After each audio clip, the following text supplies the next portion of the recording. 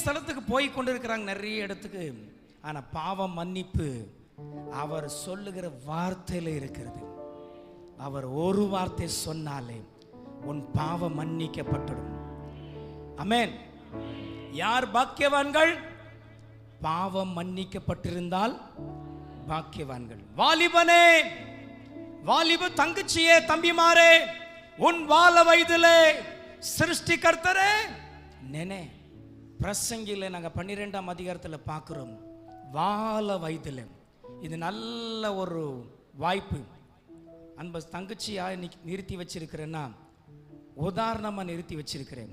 அந்த வாலிப தங்கச்சி பாருங்க, அதே போல கர்த்தர் உங்களை நிறுத்தி அவர் சோதித்து உன்னை அறிகிற தேவனாய் இருக்கிறார்.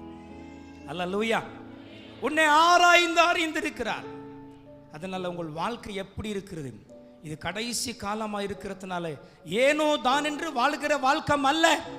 கர்த்தருக்கென்று ஒரு சமர்ப்பணை செஞ்சு கர்த்தருக்கு பிரியமா வாழணும். ஆமென் சொல்லுங்களேன்.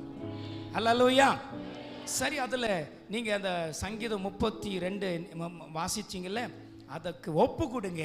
ஆண்டவரே, இதை நான் தொடர்ந்து வாசிப்பேன், ஞானிப்பேன்.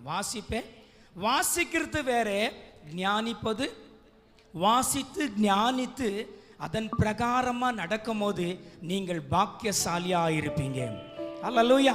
சரி, அமருமா. கர்த்தர் உங்களை ஆசீர்வதிப்பாராக. நான் இப்போது முக்கியமான ஒரு மெசேஜுக்கு நேராக போக போகிறேன். சரியான நேரத்துக்கு நான் முடிக்க போகிறேன். கர்த்தருக்கு ஸ்தோத்திரம். அதுக்கு பிறகு எனக்கு ஜெபிக்கும் நேரம் கிடைக்குது, எனக்கு தெரியாது. அதனால முன்னாடி ஜெபிக்கலாம் என்று ஆவியானவர் உணர்த்தினார். சரி, நல்லா புரிந்து கொள்ளுங்க. அந்த கருப்பு கலர் வேலை போட்டிருந்த சகோதரி உங்களை குறித்து கர்த்தர் சொன்னார். அந்த சொன்ன காரியமெல்லாம் உண்மையாக இருந்துச்சா? ஆவியானவர் உங்களோட பேசினார், உண்மையாக இருந்துச்சா?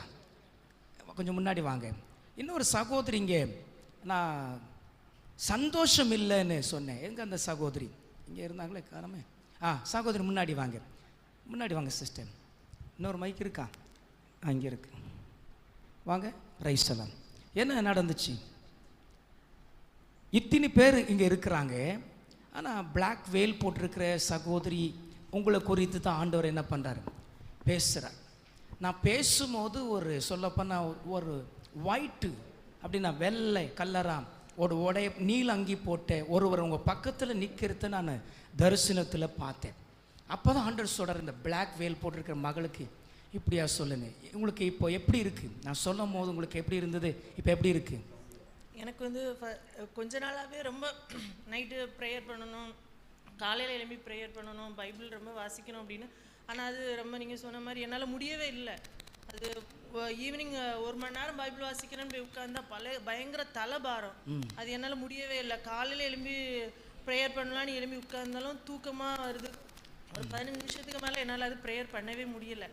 அது நீங்கள் என்கிட்ட சொன்ன இப்போ எப்படி இருக்கு உங்களுக்கு? இப்போ எல்லாம் அது வந்து என்னை விட்டு ஏதோ ஒன்று போன மாதிரி, ஒரு ஏதோ விட்டு போன மாதிரி ஒரு பலவீனப்படுத்துகிற ஆவி இந்த இடத்த விட்டு போயிருக்கிறது. ஒரு அலையில சொல்லுங்களேன்.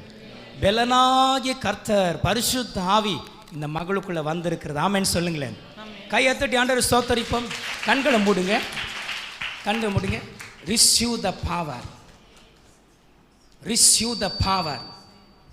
காபாரி சந்தா ரீகாபாரி. ஒரு இழுக்கிற ஒரு கரத்தை பார்க்குறேன், குந்தி போக முடியாக உன் இடுப்பை பிடிச்சி இழுக்கிறது, எழும்பாதபடிக்கு, தூக்கத்திலிருந்து எழும்பாதபடிக்கு, வேலை செய்யாதபடிக்கு, முன் போகாதபடிக்கு உன் பின்னாடியிலிருந்து ஒரு கரம், ஒரு பலவீனப்படுத்துகிற ஆவின் அந்த கரம் அதை உன்னை இழுக்கிறது பார்க்குறேன். ஆனால் இப்போ ரட்சிக்க கூடாதபடிக்கு குறுகி போகாதே உன்னை விடுவிக்கிற இயேசுவின் கரம் உன் சிரசின் மேல் இறங்கி கொண்டிருக்கிறது. Holy touch, holy touch. யாரனை பிடிச்சிங்கம்மா? யாரனை பிடிச்சிங்க தள்ளாடிப்படும். டச். ஆண்டவர் இந்த மகளை தொட்டு கொண்டிருப்பதற்காக ஸ்தோத்திரம். அந்த பலவீனை மீண்டு வரக்கூடாது. போன வாரத்தில் உனக்கு ஒரு விபத்து ஏற்பட்டு இருக்க வேண்டும். போன வாரத்தில் கர்த்தர் கிருபையா உன்னை காத்தார். பல முறை விபத்து காத்திருக்கிறார். ஆனால் போன வாரத்தில் விசேஷமாக உன் இடுப்பை உடைக்க முடியாத பிசாசின் தந்திரம் விட்டான். ஆனால் கர்த்தருடைய கரம் உன்னை காத்தபடினால் கர்த்தரை ஸ்தோத்திரிக்கிறேன். வேலி அடைத்து காத்து கொள்ளுங்க.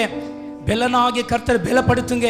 சாட்சிய வைப்பிறாக இயேசுவின் நாமத்தில் பிதாவே, ஆமென் ஆமென். ஹல்லேலூயா.